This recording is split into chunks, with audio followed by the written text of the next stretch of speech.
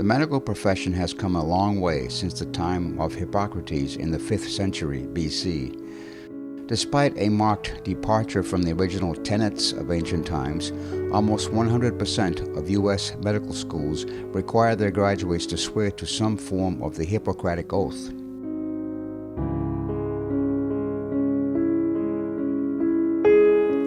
Dr. Damon Noto is a practicing physician at the Spine and Joint Center in Hasbrook Heights, New Jersey. His qualifications include stem cell therapy, pain management, physical medicine, physical rehabilitation, and acupuncture, all of which he administers with compassionate concern for his patients' well-being.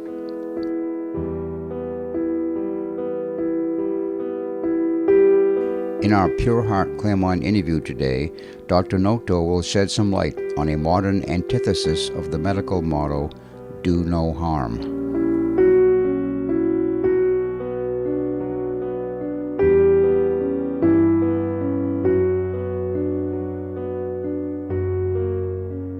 We might start by taking your pulse or reading maybe your vital signs. That's a good idea.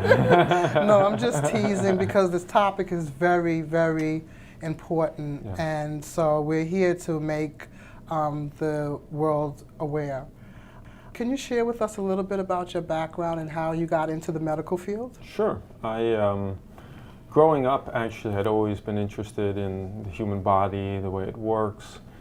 And then when I was in my, probably about 7 or 8 years old, my grandfather had come down with some illness. He had some heart disease, and he went through a process of really changing his whole lifestyle to try and become healthier and overcome his illness.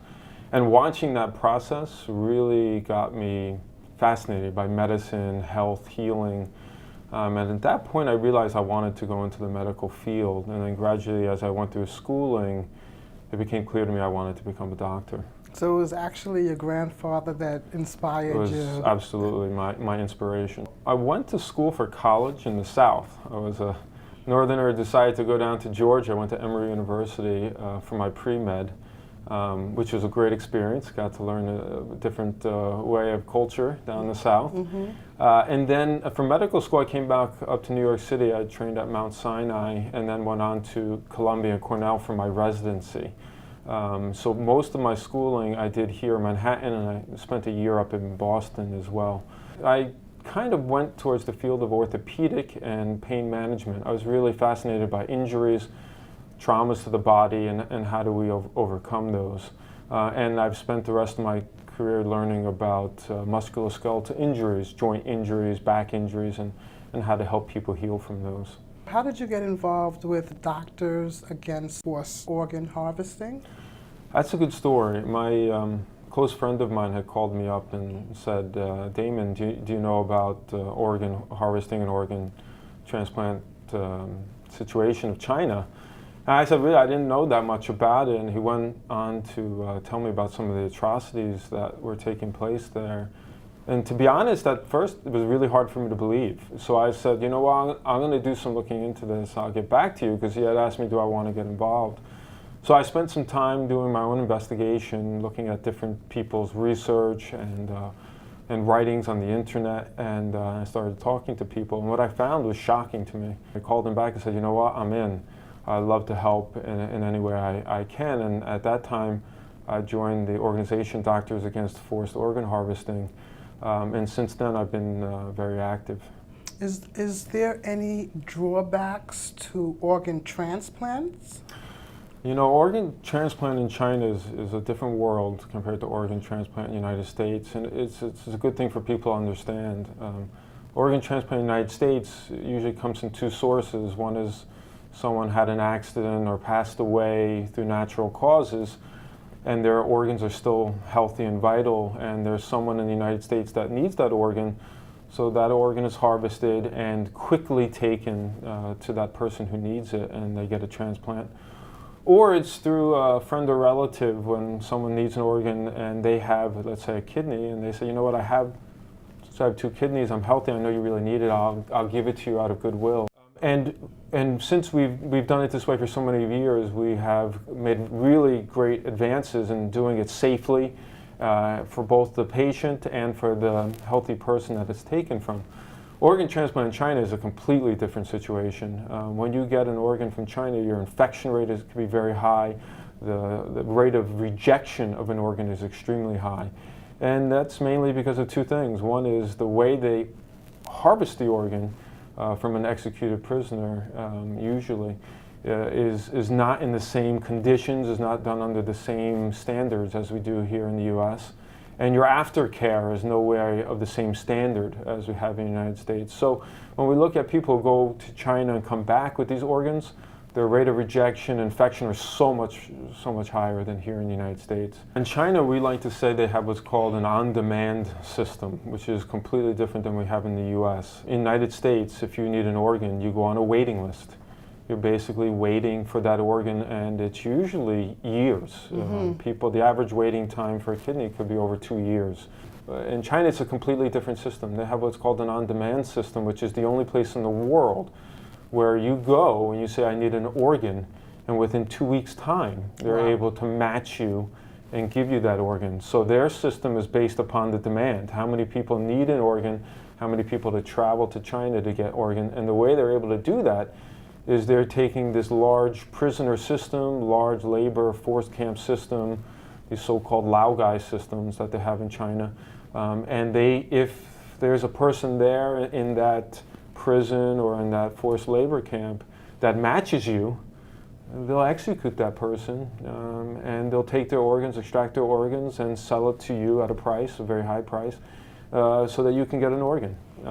The most transplant people were extremely shocked in around middle 2000s that when the hospitals in China started advertising on their websites, and they started saying, come to China within a couple weeks, we guarantee you an organ, and we'll find it for you in this short period of time.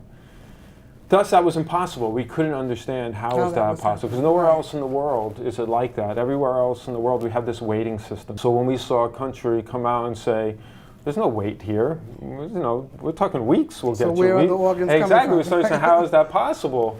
Right. And we have a very, I like to say a famous story, that one of the top transplant surgeons in Israel, he's a cardiothoracic transplant surgeon, so he transplants hearts.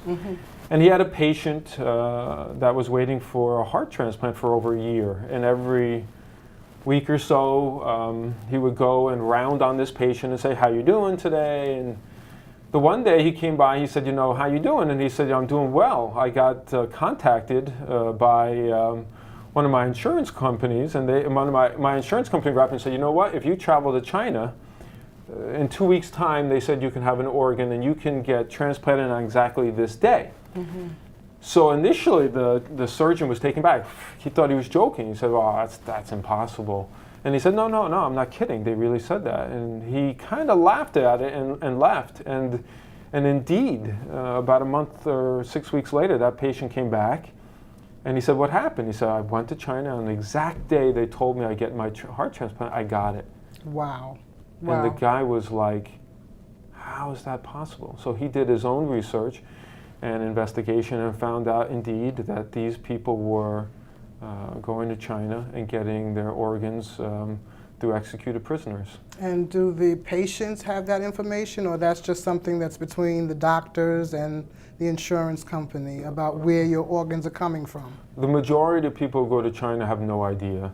Once they get there, some of them begin to realize that there's something not right going on. A lot of them report that in the middle of the night they're taken to a military hospital or a military institution. They're not told where the organs are coming from. Very rarely do they explain to them that it's an executed prisoner.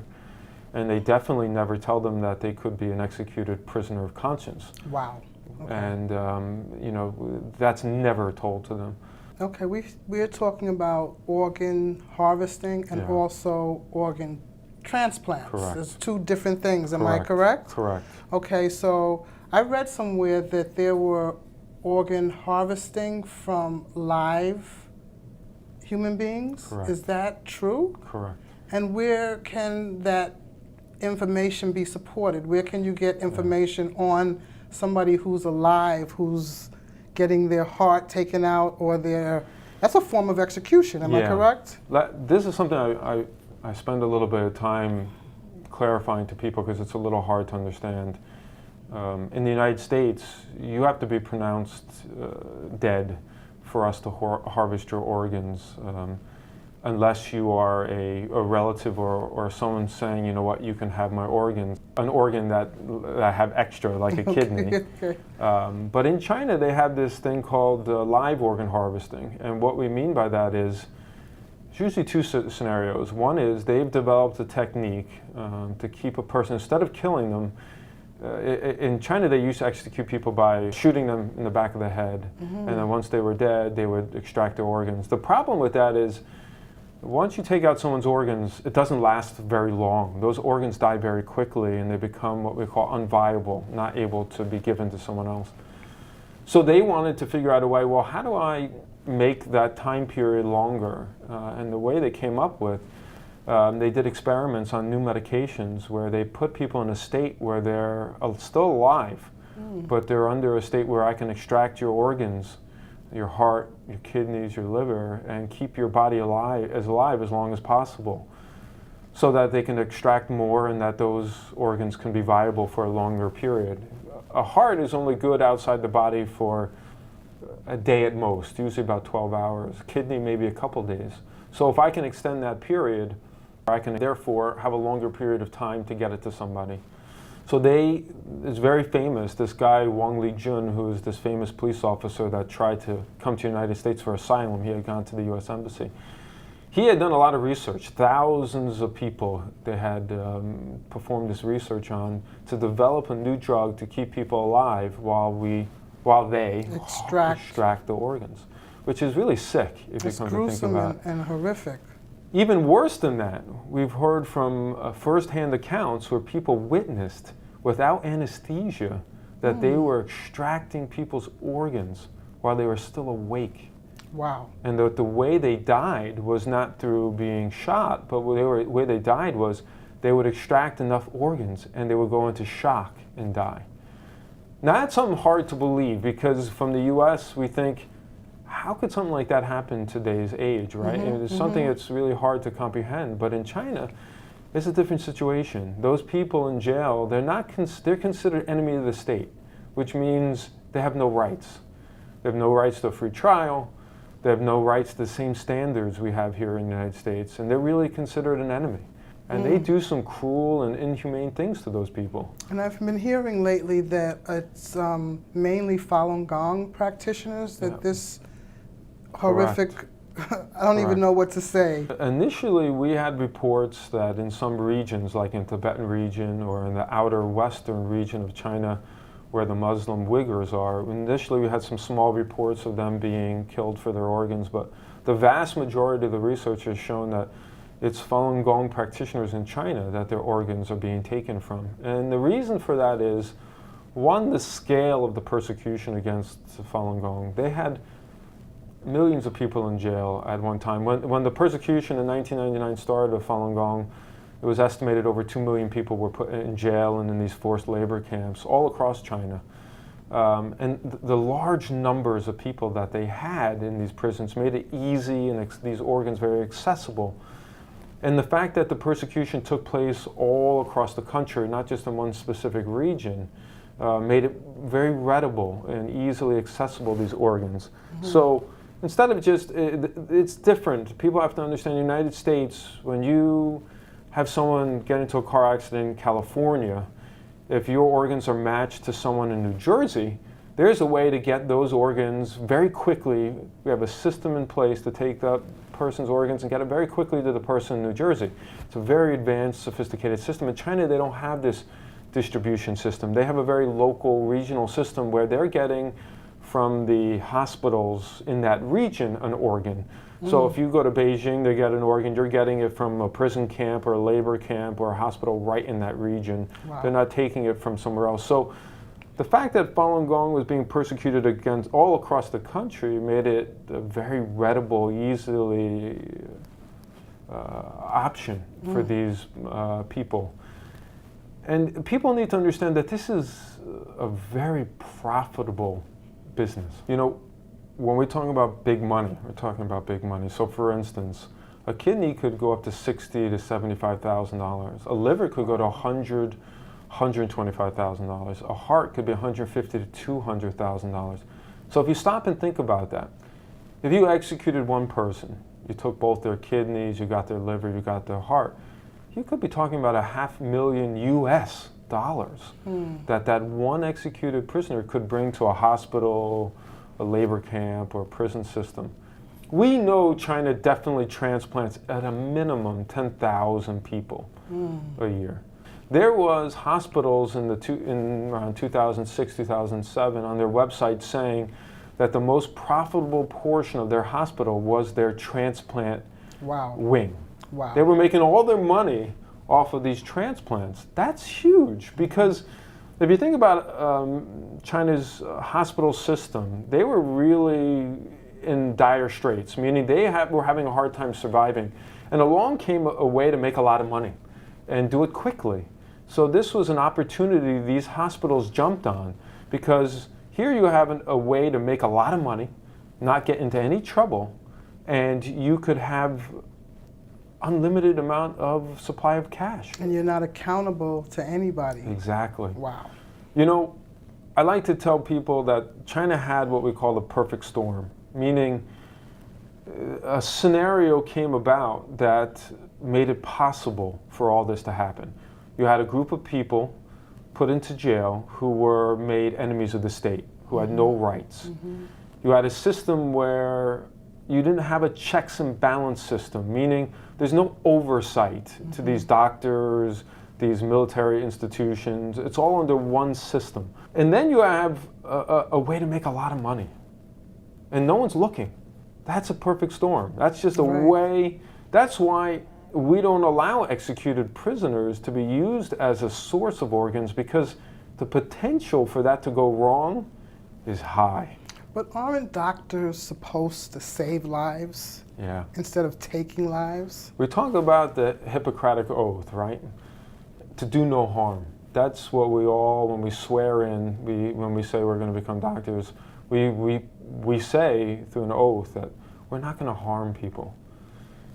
That's, you know, when you look at, people talk about the atrocities that were committed in World War II by the Nazis. You know, it was doctors that did a lot of those atrocities. It was doctors who did a lot of horrible experiments on people in the name of advancing science and advancing their cause. You know, here, it's a different situation in China. You have a doctor being told, if you don't do it, we're going to find someone else to do it. If you don't do it, you're not going to advance in your career. If you don't do it, maybe I'm going to throw you in prison. You know, it's easy to look from outside and say, oh, these guys are doing something horrible. But when you're faced in that situation, when you're told by your superiors, listen, this is an enemy of the state. We're going to kill him anyways. Right? And we're if you going to don't shoot do this this, guy. you'll go to jail. Yeah, You'll be persecuted. We can punish you. If not, we're going to kill this person, and that's going to be a waste. Here, we're giving you an opportunity. Not only we're going to kill them, but we're going to do something positive for someone else. So they start justifying it in their mind and say, you know what? I'm going to do at least something good. This guy's going to die anyways. Not only that, their sense of wanting China to improve is very strong. People, I find when I talk with a lot of Chinese people, Chinese doctors, their sense of pride in their country is very high. And they were looked down upon for many years that China was in the dark ages and wasn't advancing. And here was an opportunity for them to advance. China was in the medical field very low, considered very insignificant. They went from a transplant community of, you know, not even 100th in the world. Now they're number 2 in the world. They're proud of that. Those doctors are saying, you know what, we're the second most advanced transplant community in the world. There's honor in that, and they want to contribute to that. And I understand that. They want to be respected by the rest of the world. What has the medical international community done in this travesty of forced organ harvesting? I think the medical community has done a bit, but I think needs to do a lot more. there's been some countries, their medical communities have done a lot more than others. For instance, Israel's medical community really rallied together. Before the medical community came together, their insurance companies used to pay for almost everything. You would go to China, get an organ, come back, get care in Israel. Those Israeli insurance companies were paying for everything. Now they pass laws that their insurance company is not allowed to pay for anything. There's other countries like Malaysia are looking at laws, and this is through the medical community pushing this, to say that, you know what, it's illegal to do medical tourism to go to China to get these organs. There's also been a lot of pressure from the International Transplant Society. I'll give you an example. When you do research in transplant medicine in China, before they were able to publish their articles in international journals, very reputable, famous journals, now it's very difficult for the research being done in China to be accepted. Now, has enough being done? If you ask me, I say no. We need to put more pressure. I'll give you an example. China is still a member of the World Health Organization. China is still a member of the International Transplant Community. International Transplant Society. They're still a full-fledged member. To me, I say let's revoke their membership. But there's a lot of people in the medical community who believe, you know what, let's keep them involved. We want them to do better. Let's hope they do better. So I think the medical community needs to do more. What about the medical communities in the United States? A lot of doctors have stepped forward, and when we first founded this organization, Doctors Against Forced Organ Harvesting, it was a small group of doctors, but now we have hundreds of doctors getting involved, and every month we have more. And we have resolutions, we've had petitions, and so many doctors are starting to get involved, not only in the United States, but internationally. People are saying this is really an atrocity, we need to come together to stop it. And I've been impressed with the amount of physicians stepping forward. Saying that, do we need more? Absolutely, we do need more. We've met with big organizations like the American Medical Association. They want to do more. So things are getting better. This has been a heart-wrenching interview for me, and I kind of feel it personal, and it almost is bringing me to tears to know that live organs are being harvested from individuals. So I just want to take this time to say thank you, and I commend you. And I also noticed that you have an article in the Epoch Times, and it's you really making people aware. And I just want to thank you again for coming to Pure Heart, Clear Mind and giving us the interview. It's really my honor to talk about this and let more people know about it. Thank you. You're welcome.